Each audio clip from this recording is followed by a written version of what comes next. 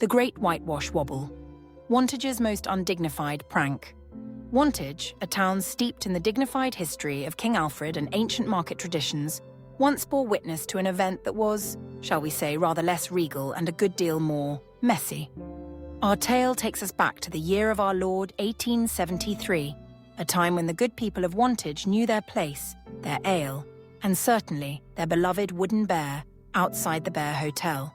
This wasn't just any bear, mind you. This was the bear. A stately carved sentinel whose dark, stoic presence had graced the hotel's entrance for years.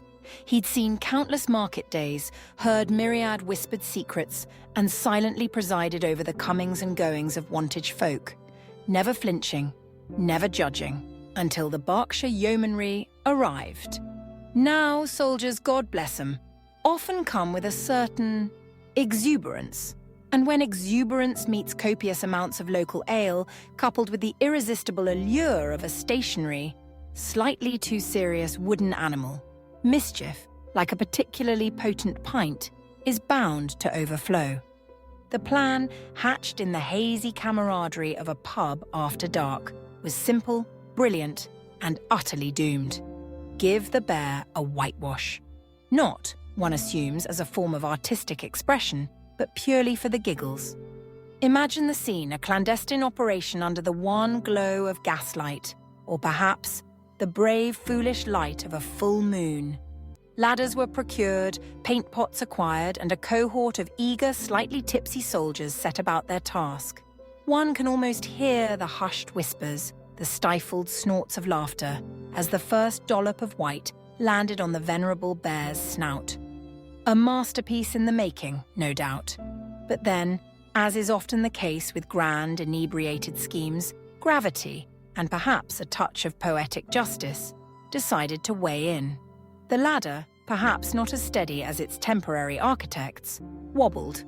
The pedestal, designed for a static, dignified bear, suddenly found itself supporting the enthusiastic, albeit clumsy efforts of several men. And then, like a cascade of dominoes fueled by questionable judgment, it all went spectacularly wrong. Imagine the cacophony: a collective groan, a splintering of wood, the clatter of a paint pot, and the undignified thud of several soldiers hitting the cobbled market square. The majestic wooden bear, for the first time in its long tenure, decided to join the fray, toppling from its perch with a mighty clunk, presumably landing with a look of utter bewilderment on its newly whitewashed face. The local constabulary, no doubt roused from a peaceful slumber by the sudden eruption of chaos, quickly arrived. One can picture the scene: a tangle of uniforms, a splattering of white paint, a bewildered bear, and the distinct smell of regret and ale. The soldiers, their mischievous bravado quickly evaporating in the face of the law, were not only admonished, but more importantly, made to pay for a new statue.